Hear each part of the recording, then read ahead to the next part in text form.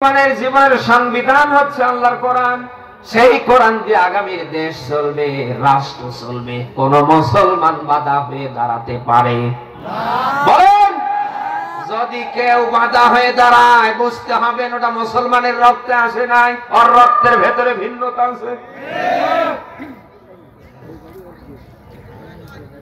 আশ্চর্যজনক হলেও সত্য, এই দেশে আমরা দেখতে পাচ্ছি কোরআনে কারিমের তেলাওয়াত দিয়ে মানুষ নামাজ আদায় করছে, একেবারে ফজর থেকে এশা, একেবারে ইশরাক আওয়ামিন তাহাজ্জুদ সহ। অথচ সেই কোরআন দিয়ে সমাজ রাষ্ট্র চালানোর ডাক দিলেই অনেকে গরম হয়ে যায়। বলে না কেন? এরকম মানুষের দেশে নেই। আপনি কোরআনের তেলাওয়াত দিয়ে নামাজ পড়েন, সেই কোরআনের সমাজ রাষ্ট্র গঠন করার কথা বললেই তখন আপনি রেগে যান। কেন আমারে বলেন তো? আপনি নামাজ পড়বেন কোরআনের তেলাওয়াত দিয়ে, আগামীর সমাজ রাষ্ট্র কোরআন দিয়ে পরিচালিত হবে, আপনি ওই পক্ষে হাত রাখতে চান না। তার মানে আমাদের আর বুঝতে বাকি নেই, আপনি মুসলিমও না, মুমিনও না, হয় আপনি কাফের নতুবা মুনাফিক। কাফের, মুনাফিক, মুশরিক যারা, ওরা কখনো চাইনি কিয়ামতের আগ পর্যন্ত, ওরা কখনো চাইবে না যে আল্লাহর বিধান দিয়ে সমাজ চলুক, রাষ্ট্র চলুক। কাফের, মুশরিক, মুনাফিকরা ভালো করে জানে আগামীর বাংলাদেশ যদি আল্লাহর বিধান দিয়ে চলে, আমরা যে জাতের জাত, আমরা যা করছি 24 ঘন্টায় দেশে আর চলবে না। বলেন না কেন? আমি আবারও বলছি, যারা কাফের, যারা মুশরিক, যারা মুনাফিক, এই 3 শ্রেণীর মানুষ বাদ দিয়ে আগামীর বাংলাদেশ আল্লাহর কোরআন দিয়ে চলবে। এর বিরুদ্ধচারণ কেউ করতে পারে না, সামনে পারবে না। মুসলমানের ঘরে জন্ম নিয়ে যারাই বিরুদ্ধচারণ করবে, হয় বুঝবেন ওটা মুশরিক, হয় মুনাফিক, নতুবা ওটা কাফের। মরে যাবার পরে অন্তত ওর জন্য গোসল, কাফন, ওর জন্য জানাজা, কবর কিচ্ছু দেওয়ার দরকার নেই। যদি পারেন ওরে পানিতে ভাসিয়ে দেন, নতুবা ওরে আগুনে পুড়িয়ে ফেলেন। যে লোকটা জীবন মুসলমানের ঘরে জন্ম নিয়ে আবু জেহেল, আবু লাহাব, আব্দুল্লাহ ইবনে উবাইর মতো সর্বাত্মক প্রচেষ্টা চালিয়েছে বাংলাদেশ যেন কোনোভাবে আল্লাহর বিধান দিয়ে না চলে, ওরা মরে যাবার পরে ওর কিসের জানাজা, ওর কিসের কবর? ওরে হয় পানিতে ভাসিয়ে দেবেন, নতুবা আগুনে পুড়িয়ে ফেলবেন। এরকম মানুষ তাই যশোরে নেই।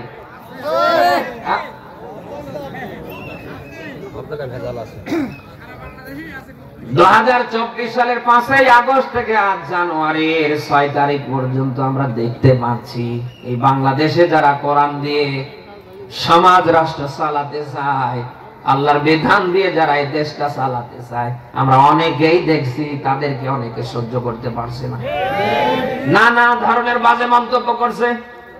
আপনি কেন করেন আমারে বলেন তো? আল্লাহর বিধান দিয়ে যারা সমাজ রাষ্ট্র চালাতে চায়, এটি শুধু তাদের কাজ না, যারা মুসলিম দাবি করছে তাদের সবারই কাজ। বলেন, আপনি কেন একটা গোষ্ঠীকে টার্গেট করে কটাক্ষ করছেন, বাজে মন্তব্য করছেন আমারে বলেন? আপনি যদি নিজেকে মুসলিম দাবি করেন, আপনার আমার সবার প্রত্যেকের কাজ হবে আগামীর বাংলাদেশ আল্লাহর কোরআন দিয়ে কি করে চলবে। মুসলমানের ঘরে জন্ম নিয়ে আগা কেটে গরুর গোশত খেয়ে কোরআনের বিধান সমাজে রাষ্ট্রে আগামীতে যারা কায়েম করতে চায়, আপনি তাদের আজে বাজে মন্তব্য করছেন। ভাই কেন? মন্তব্য করে গন্তব্য আটকানো যায় না। আল্লাহর বিধান আজ না হোক কাল, কাল না হোক পরশু, 10 দিন আগে বাংলার জমিনে কায়েম হবেই হবে ইনশাআল্লাহ। কারো বাবার, কারো বেটির ক্ষমতা হবে না আটকানো। কারণ যে ঘ্রাণ, যে সুবাস আমরা দেখতে পাচ্ছি ছড়িয়ে পড়েছে, এটাকে আটকানোর ঠেকানোর কারো বাবার ক্ষমতা নেই। যারা আটকানোর ঠেকানোর চেষ্টা করবে, ওদেরকে জুলুমের মতো আল্লাহ একেবারে ঠেকিয়ে ফেলবে। এই 1.5 দশকের জালিমরা যারা ক্ষমতায় ছিল ভোট ছাড়া, ওদের ভোট লেগেছে? বলেন না কেন? কোন ভোট লেগেছে? ওরা সর্বাত্মক প্রচেষ্টা চালিয়েছিল ক্ষমতার চেয়ারে বসে। আল্লাহর বিধান সমাজে রাষ্ট্রে যারা কায়েম করতে চায় তাদেরকে চাপ দেয়ালের মাঝখানে বন্দী করে নির্মূল করতে পেরেছে? আপনি একটু শিক্ষা নেন না। সর্বাত্মক ক্ষমতার চেয়ারে মস্তকে বসে থাকবার পরেও কোরআনের রাষ্ট্রের কর্মীদেরকে তারা নির্মূল করতে পারেনি। আর আপনি তো সলিমুদ্দিন আর কলিমুদ্দিন, যারা এই 1.5 দশক মানুষের চোখে পড়িয়েছিল কালা চশমা, মানুষ দেখার পরেও না দেখার ভান করে 5 কাটিয়ে দিয়েছে। বলে না কেন? সর্বাত্মক শক্তি প্রয়োগ করে তারা এদেশে আল্লাহর বিধান দিয়ে সমাজ রাষ্ট্র যারা চালাতে চায় তাদের নির্মূল করতে পারেনি। আর এখন তো 24-এর 5-এর পরে এখন তো আর কারোর চোখে চশমা নেই। আছে চশমা? সব মানুষ দেখে ফেলছে। আর সেই জায়গায় এসে আপনি তাদের নামে উল্টা পাল্টা মন্তব্য করবেন। এদেশের মানুষ আর পাগল না, বোকা না। এদেশের মানুষ এখন আর এগুলি খায় না। অতএব নিজের যোগ্যতায় সামনে যাওয়ার চেষ্টা করেন। বাংলাদেশে আপনারা দেখেছেন যতগুলি ইসলামিক দল আছে যারা আল্লাহর বিধান দিয়ে আগামীর সমাজ রাষ্ট্র চালাতে চায়, তারা কোন দলের বিরুদ্ধে কোনো কথা বলেছে? কোন দলের নেতাকে নিয়ে কোনো বাজে মন্তব্য করেছে? এই যে বাংলার টেকনাফ থেকে তেঁতুলিয়া, রূপসা থেকে পাথুরিয়া, সুন্দরবন থেকে বান্দরবান, 64 জেলার এমন কোন জেলা বাদ নেই যেখানে আমিরে জামাত ডাক্তার শফিকুর রহমান না যাচ্ছে। আপনি দেখান তো আমারে তার একটা দিনের একটা বক্তব্যে কোন দলের বিরুদ্ধে, কোন নেতার বিরুদ্ধে আছে? ইসলামী দলগুলি যদি তাদের স্ব জায়গা থেকে তাদের যোগ্যতায় আদর্শে আকাশচুম্বী জনপ্রিয় অর্জন করতে পারে, আপনারা ওদের নিয়ে গুতুগুতি না করে পারেন না কেন? আমার বলেন। নিজের যোগ্যতায় সামনে আগান। দেশের মানুষ যদি আপনাকে চায়, ভালোবাসে, আপনি ঘরের ভিতরে বসে জিকির করলেও মানুষ ভোটে আপনাকে চেয়ারে বসে। বলে না কেন? কামরা কামড়ি ভালো না। এই কামরা কামড়ির জন্য কি এই রংপুরের শহীদ আবু সাইদ এবং মুগ্ধ অন্যান্যরা জীবন দিয়েছে নাকি? আমাদের সবার একটা টার্গেট ছিল, আগে সংস্কার, এরপরে নির্বাচন। বলে না কেন? আমাদের এই দেশের 18 কোটি মানুষের প্রত্যেকের একটা কাজ থাকার কথা ছিল, আগে সংস্কার, এরপরে কি? বলে না কেন?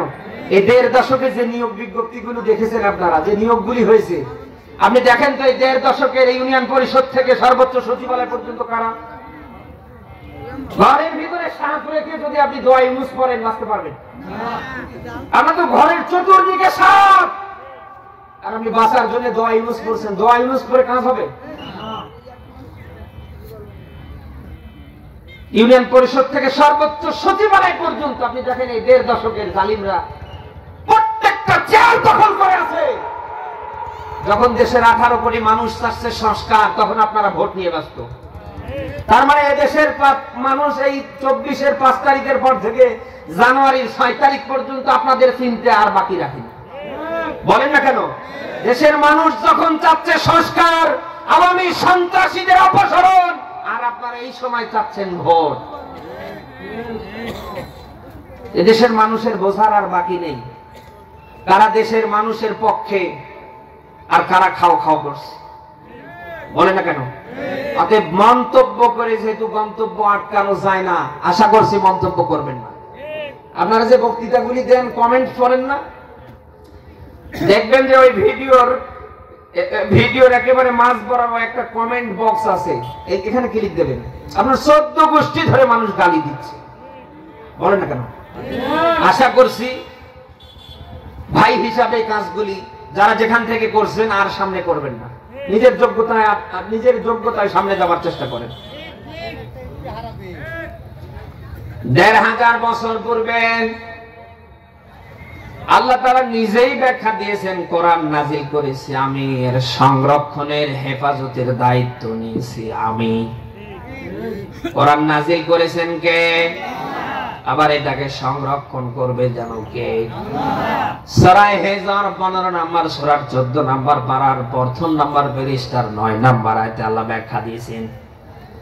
আল্লাহ বলেন, কোরআন নাজিল করেছি আমি, এর সংরক্ষণের হেফাজতের দায়িত্ব নিয়েছি আমি। আগামীর এই বাংলায় যারা আল্লাহর কোরআন দিয়ে সমাজ রাষ্ট্র চালাতে চায় তাদেরকেও হেফাজত করবেন যেন সবাই বলেন।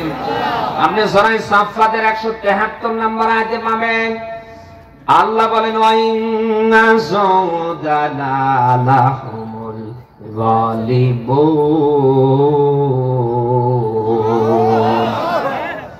আল্লাহ বলেন আমার বাহিনী যারা আমার বিধান কায়েমের পক্ষে যারা আমার দিন প্রতিষ্ঠার পক্ষে যারা আল্লাহ বলেন আমার এই বাহিনী আমার এই কর্মীকে আমি আল্লাহ বিজয়ী করব। কে বলছেন জানো? সূরা মুজাদালার 21 নম্বর আয়াতে আল্লাহ ব্যাখ্যা দিয়েছেন কাতাবাল্লাহু লা আগলিবান্না আনা ওয়া রাসূলি। আল্লাহ বলেন আমি লিখে দিয়েছি আমি আল্লাহ আমার রাসূল আমি আল্লাহ এবং আমার রাসূলের দল যারাই করবে তারাই বিজয়ী। কে বলছেন? কোরআনের যত আয়াত আছে আপনি সব একটার পর একটা মিলিয়ে দেখবেন জালিমের পক্ষে কাফেরের পক্ষে মুনাফিকের পক্ষে আপনি কোনো কথা পাবেন না। এই যে ভাই এই ভাই এদিকে আওয়ামী লীগের লোক নাকি? এই যে ভাই এই ভাই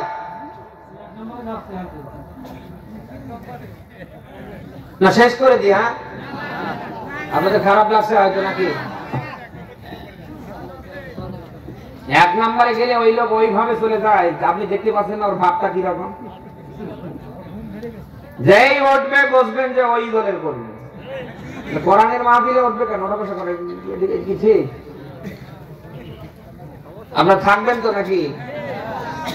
আল্লাহ বলেন আমার বিধান কায়েমের পক্ষে আমার দিন প্রতিষ্ঠার পক্ষে যারা আল্লাহ বলেন আমার স্পষ্ট বার্তা তারা বিজয়ী হবে। কোন কাফেরের পক্ষে কোন মুশরিকের পক্ষে কোন জালিমের পক্ষে আপনি কোনো কথা পাবেন না। দুনিয়ায় যারা ঈমানদার যারা মুমিন যারা আল্লাহর বাহিনী এদের পক্ষে কথা দিয়েছেন কে?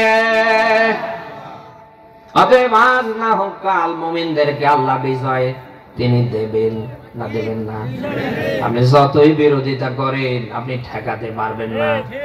ফেরাউনের মতো মানুষ নমরুদের মতো মানুষ সাদ্দাদের মতো মানুষ আবু জাহেল আবু লাহাবের মতো মানুষরা সর্বাত্মক প্রচেষ্টা চালিয়েও ওদের গন্তব্য কখনো আটকাতে পারেনি। আর আপনি তো কনের সলিমুদ্দি আর কলিমুদ্দি। আপনি যত এদের নিয়ে বাজে মন্তব্য করবেন তত বেশি এদের আকাশ চুম্বি জনপ্রিয়তা আল্লাহ বেড়ে দেবে। ১.৫ দশকের জালিমরা ইসলামী আন্দোলনের নেতৃবৃন্দদেরকে জয়টা না মেরেছে আপনি মেলান এখন তার তুলনায় আল্লাহ ঘরে ঘরে কোরআনের রাজ কায়েমের কর্মী আল্লাহ বের করে দিয়েছে। প্রায় বলি গাছের ডাল একটা কাটলে ওখান থেকে ৮টা ১০টা ডাল বের হয়। ডাল কাটলেন একটা ওখান থেকে তো একটা বের হবার কথা কিন্তু না ওখান থেকে ৮টা ১০টা ডাল বেরিয়ে যায়। এটা দিয়ে আল্লাহ তাআলা বোঝাতে চায় আমার দিন প্রতিষ্ঠার পক্ষে যারা আমার বিধান কায়েমের কর্মী যারা ওদের মারো যদি একটা আমি আল্লাহ একটা বের করে দেই না ওইরকম ৮-১০ হাজার বের করে দেই। ১.৫ দশকের জালিমরা জয়টা না মেরেছে তার যে আল্লাহ দ্বিগুণ করে দেয়নি। বাংলার এমন কোন জায়গা বাদ আছে যে জায়গায় ইসলামী আন্দোলনের কর্মীরা নেই? মন্তব্য করে কখনো গন্তব্য আটকানো যাবে না। যা করছেন অন্তত ছেড়ে যান, বন্ধ করেন, আল্লাহর কোরআনের দিকে ফিরে আসেন। আপনি একজন মুসলিম, আপনি নিজেও কোরআন মানবেন। আগামীর এই বাংলাদেশে 18 কোটি মানুষের মাঝে কি করে মানানো যায় আপনি ওই পক্ষে কাজ করবেন। আপনি যদি কালকে থেকে জিরো হয়ে আসতে পারেন আল্লাহ তাআলা আর আপনাকে জিরো রাখবে না, মহান আল্লাহ ধরে আপনাকে হিরো করে দেবে। ক্ষমতা আল্লাহর আছে না নেই? বিশ্বনবী মুহাম্মদ রাসূলুল্লাহর মতো মানুষকে হত্যা করবার কাজ নিয়েছিলেন হযরতে ওমর। তিনি যখন কালমা পড়ে মুসলমান হয়ে গেলেন, এক পর্যায়ে তিনি যখন আল্লাহর কোরআন প্রতিষ্ঠার পক্ষে হাত রাখলেন, হযরতে ওমরের সম্মান আল্লাহ কমায়নি, মহান আল্লাহ তার সম্মান আকাশচুম্বী করে দিয়েছে। 10 জন সাহাবী দুনিয়ায় জিন্দা থাকতে জান্নাতের সার্টিফিকেট পেয়েছে, তার ভেতরে হযরতে ওমরের নাম 2 নম্বরে এসেছে। এত সম্মান, এত মর্যাদা আল্লাহ বাড়িয়ে দিলেন। ওমর যে রাস্তা দিয়ে ঢুকতো ও 70 দিন শয়তান যাবার সাহস করতো না। আপনি জিরো হয়ে যদি আসতে পারেন, আল্লাহ জিরো রাখবে না, ধরে আপনাকে হিরো করে দেবে। কিয়ামতের কঠিন মুসিবতের দিন যখন কায়েম হবে, নবীজি বলেন এই কোরআন কারোর পক্ষে যাবে, আবার কারোর বিপক্ষে যাবে। দুনিয়ায় যারা আজ কোরআনের বিরুদ্ধাচরণ করছে, এই কোরআন কিয়ামতে তাদের বিরুদ্ধে যাবে, তাদের নামে মামলা দেবে। এই কোরআন কিয়ামতে যদি কারোর বিরুদ্ধে চলে যায়, তার নামে যদি বাদী হয়ে মামলা দেয়, আপনার কোন আব্বা আছে বাঁচাবে? আমারে বলেন, বলেন। নবীজি বলেন আল কোরআন হুজ্জাতুল লাকা ওয়া আলাইক, এটা কারোর পক্ষের দলিল হবে, আবার কারোর বিপক্ষের দলিল হবে। আমাদের এটা পক্ষের দলিল না হয়ে যদি বিপক্ষের দলিল হয়, আমাদের বাঁচার কোনো উপায় আছে? অতএব যা করছেন একটু ঠান্ডা মাথায় চিন্তা ভাবনা করে দেখেন, আল্লাহর কোরআন দিয়ে আপনার জীবনের সবকিছু হচ্ছে কিনা। যদি না হয় কালকে থেকে শুরু করেন, না হলে আপনার দুনিয়াও শেষ হবে, আপনার আখিরাতও শেষ হবে। কোরআন আল্লাহর কিতাব, এটা যদি আপনি দুনিয়ায় আঁকড়ে ধরতে পারেন, একদিকে আল্লাহ আপনাকে দুনিয়ায় শান্তিতে রাখবে, অপরদিকে আখিরাতে আল্লাহ নাজাতের ব্যবস্থা করে দেবে। অথচ আজ মুসলমানের ঘরে জন্ম নিয়ে আগা কেটে জম্মের গরুর গোশত খেয়ে আমরা মুসলমান দাবি করছি। মিলান আমাদের ব্যক্তি, পরিবার, আমাদের সমাজ, আগামীর রাষ্ট্র চলবে আল্লাহর কোরআন দিয়ে, ওই পক্ষে আমরা নেই। আপনি যতই নামাজ পড়েন, রোজা রাখেন, আপনি যতই হজ উমরা করেন, যতই ভালো কাজ করে মরে যান, আল্লাহর বিধান দিয়ে আগামীর সমাজ চলবে, রাষ্ট্র চলবে, যদি আপনি হাত রাখতে না পারেন, আপনার নামাজে, রোজায়, হজ উমরায় কোনো কাজ হবে না। নবীজি বলেন আল্লাহর বিধান কায়েমের পক্ষে কারোর যদি ন্যূনতম হাত রায় না থাকে, ওটা মুনাফিক। আপনি কিসের নামাজ পড়েন, আপনি কিসের রোজা রাখেন, কিসের হজ উমরা করেন, আপনি কিসের ইশরা গাওবেন, তাহাজ্জুদ পড়েন, আপনার সর্বাগ্যে প্রাথমিক যে কাজটা হবে, আল্লাহর বিধান যেন আগামীতে দেশে কায়েম হয়।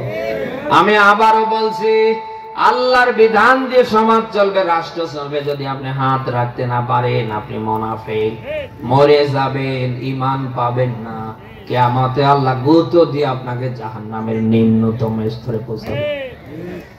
১৫০০ বছর পূর্বে আল্লাহ ব্যাখ্যা দিয়েছেন, ইন্নাল মুনাফিকিনা ফিদ-দারকিল আসফালি মিনান নার।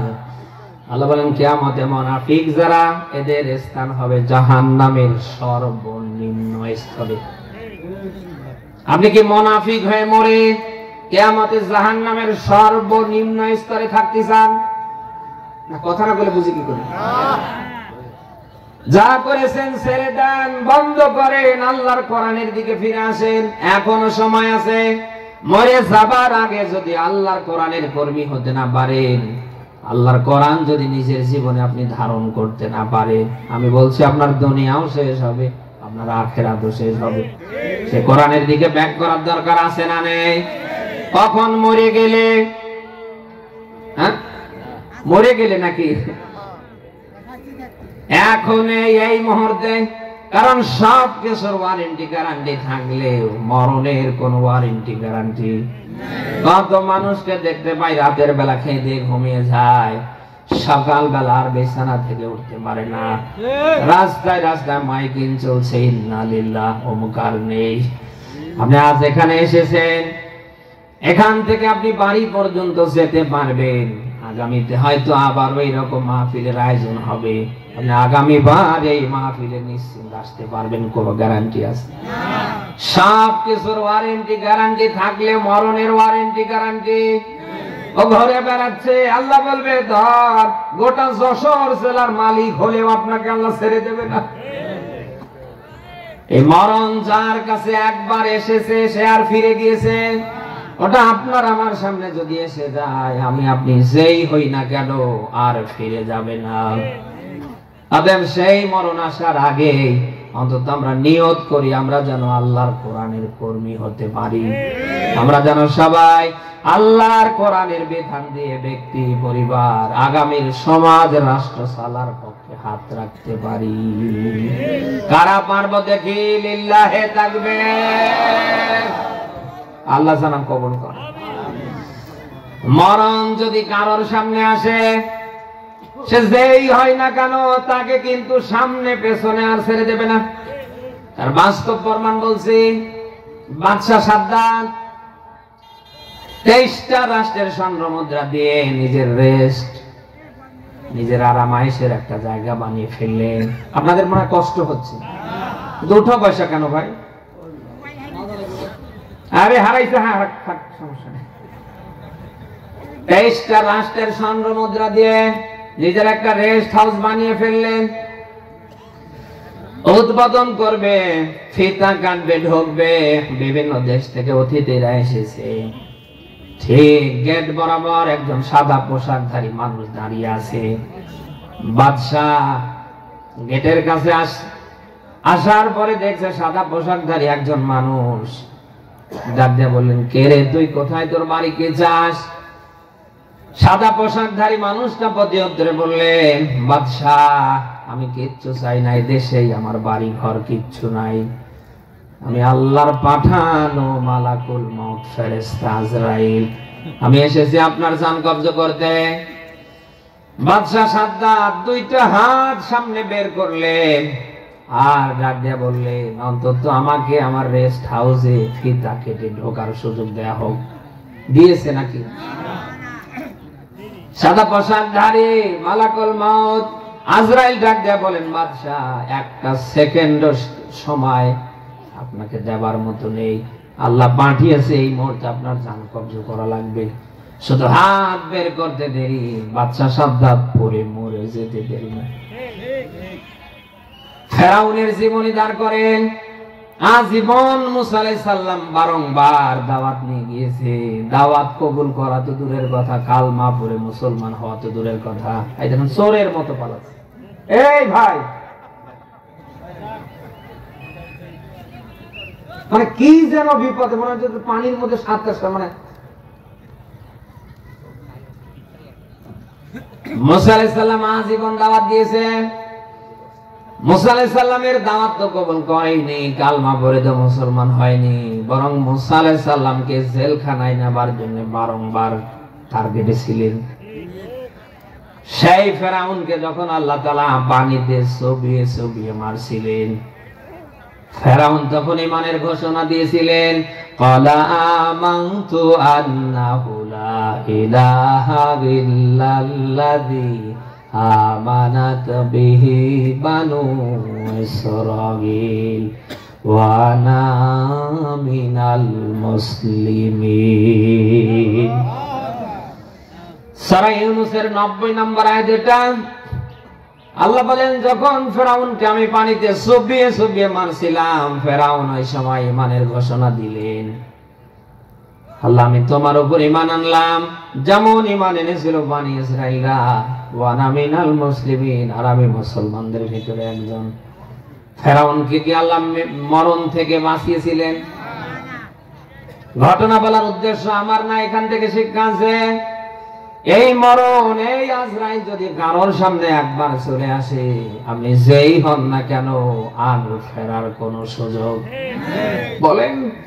১৫০০ বছর পূর্বে আল্লাহ ব্যাখ্যা দিয়েছেন, আল্লাযী খালাকাল মাউতা ওয়াল হায়াতা লিয়াবলুয়াকুম আইয়ুকুম আহসানু আমালা ওয়া হুয়াল আজিজুল গফুর। সূরা মুল্ক ৬৭ নম্বর সূরা ২৯ নম্বর পারার বর্ধন নাম্বার ফেরেশতার ২ নম্বর আয়াত। এটা আয়াতের দিকে খেয়াল করেন। আল্লাযী খালাকাল মাউতা ওয়াল হায়াতা, আগে আল্লাহ মাউত দিলেন, এরপরে আল্লাহ হায়াত দিলেন। এখানে আলেম যারা আছেন তারা বুঝবেন, আয়াতটা এরকম হবার কথা ছিল, আল্লাযী খালাকাল হায়াতা এরপরে ওয়াল মাউত, কিন্তু আল্লাহ তাআলা মাউতকে আগে দিলেন, হায়াতকে আল্লাহ পরে দিলেন। কারণ আছে না নেই? সব আলেমরা ব্যাখ্যা দিয়েছেন, আল্লাহ হায়াতকে পিছনে দিলেন, মাউতকে আগে দিলেন। আল্লাহ বোঝাতে চায় পৃথিবীর মানুষ, তুমি যেই হও না কেন, তামাম পৃথিবীরও যদি মালিক হয়ে যাও, তুমি মরবেই। কে বলছেন? আরো জোরে বলেন। যেহেতু মরণ থেকে বাঁচবার, রক্ষা করবার কোন পথ এখন পর্যন্ত কেউ আবিষ্কার করতে পারেনি, আমাদের মরা যেহেতু লাগবে, ওই মরণ সামনে রেখে আল্লাহর দিকে ফিরে আসার দরকার আছে না?